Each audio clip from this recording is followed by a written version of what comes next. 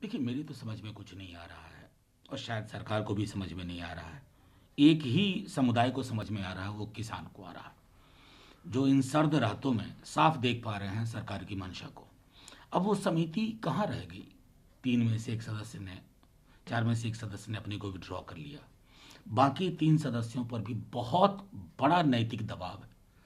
मतलब मेरी तो समझ में नहीं आ रहा कि सरकार वार्तालाप चाहती है क्या, रिजॉल्व करना भी चाहती है या नहीं, या सरकार ने किसी से करार कर लिया है। अब उस करार की शर्तों में आप इस कदर बंधे हुए हैं कि आपको अपना खेतीहर समाज और किसान नहीं दिख रहे हैं। ये डिलीमा किसानों का नहीं है, सरकार को अपने इस डिलीमा से निकलना है, इस दुविधा से निकलना है। और मैं समझता हूं कि अगर फौरी तौर पे नहीं निकले तो आने वाले दिनों में और भी दिक्कतें आएंगी। कि मैं तोमर साहब का बयान सुन रहा हूं, हमारे माननीय कृषि मंत्री जी, वो कहते हैं कि रिपील के अलावा कुछ बताइए। क्या क्या बताने को रह गया? आप कहते हैं कि क्लॉज बाय क्लॉज बातचीत होगी। साहब, आईना देखिए, आपने क्लॉज बाय क्लॉज तो हम लोगों को सदन में इजाजत नहीं दी, और कैसे पास करवाया आपने? तो वो संदेश नहीं गया है क्या किसानों तक? मैं बार बार दोहराता हूं कि इतिहास में लेजिस्लेटिव मेजॉरिटी कब काफूर हो जाती है पता भी नहीं चलता है। मैंने इससे बड़ी बड़ी मेजॉरिटी देखी है और इतिहास के पन्नों में उनके लिए 2 लाइन भी नहीं लिखा गया।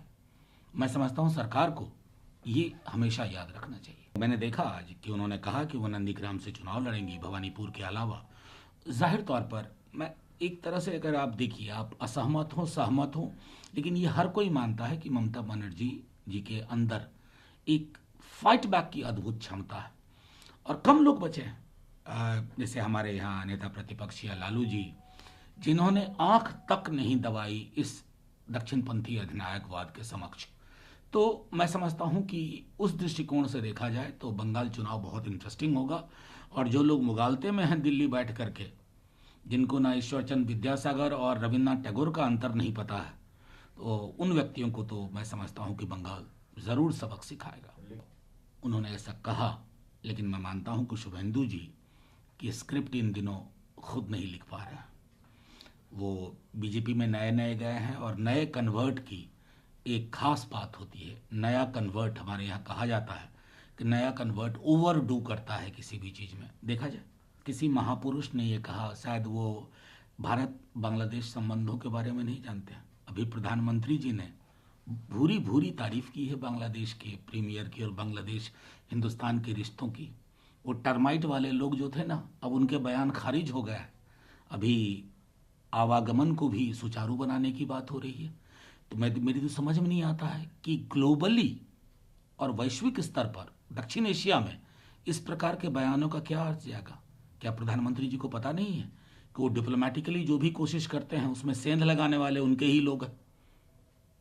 प्रधानमंत्री जी को ये समझना चाहिए, सबका साथ, सबका विकास, सबका विश्वास वाले लोग नहीं है ये।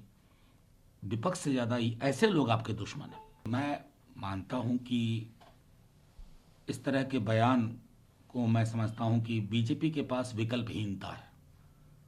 यकीन मानिए, मैं बार बार कह रहा हूं, यह विकल्पहीनता है। बिहार का चुनाव एक टेक्स्ट बुक एग्जाम्पल देख रहा हूं। जब दिन के 12 बजे तक हम लीड कर रहे थे तो सिर्फ नीतीश जी का चेहरा दिखाया जा रहा था हारते हुए। 5 बजे के बाद जब लो मार्जिन सीटें झोली में गिराई गई बीजेपी और जेडीयू के, तो मोदी जी का चेहरा लाया गया। तो ये एक पूरा का पूरा इस व्याकरण को समझना जरूरी है। हार गए तो रीजनल कोई, जीत गए तो मोदी जी। इस दुविधा को भी बीजेपी को खत्म करना होगा, क्योंकि लोग बहुत तेजी से इस चीज को अब समझ रहे हैं, इस व्याकरण को समझ रहे हैं, इस समीकरण को समझ रहे हैं। एक बात आपको बहुत स्पष्ट तौर पे कहूं, मैंने वो पूरी वेब सीरीज देखी है। अगर मैं क्रिटिक होता तो 10 में 2 अंक भी नहीं देता इस वेब सीरीज को। चाहे डायरेक्शन का मसला हो, स्टोरी लाइन का मसला हो, कास्ट का मसला हो, सिनेमाटोग्राफी का मसला हो, इवन फोटोग्राफी का मसला हो, इन सारे मुद्दों पर मैं 10 में 2 नहीं दूंगा। लेकिन बावजूद इसके मुझे ये समझ में नहीं आ रहा है कि आजकल धर्म और मजहब इतनी जल्दी खतरे में क्यों आ जाता है। जिन लोगों ने सृष्टि की रचना की, जिन्हें हम ईश्वर कहते हैं, भगवान कहते हैं, खुदा कहते हैं, यहोवा कहते हैं, जीसस कहते हैं, ये सारे इतने कमजोर लोग नहीं थे। आप क्या बना रहे हैं? और मैं तो बार बार आपसे मैंने कहा है कि अगर कबीर आज पृथ्वी पे वापस आ जाए, काउंटर फैक्चुअली इमेजिन करिए और एक वेब सीरीज बनाए अपने दोहों पर। कबीर का क्या होगा? कबीर पर भी मुकदमा होगा ना, उत्तर प्रदेश, मध्य प्रदेश, बिहार के मुजफ्फरपुर। ये अपने आप में हमारी साझी सोच, समग्र चिंतन पर एक ऐसी टिप्पणी है कि हम सबको आईना देखना चाहिए। सीधा मानना है, सीता के दृष्टिकोण से भी रामायण की रचना हुई। उस दृष्टिकोण को अगर आज मैं रख दूं सामने में लोगों के, चुभ जाएगी बहुत लोगों को ये बात।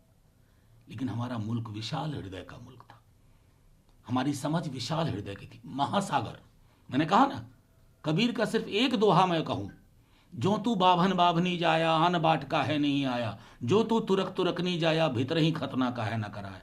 आज तो दोनों धर्म नाराज हो जाएंगे मुझसे क्या, कबीर से। कबीर पे मुकदमा होगा कि उनको कब्र से निकालो जहां कहीं है। ये अपने आप में किसी भी सभ्यता के लिए एक अच्छा संदेश नहीं है।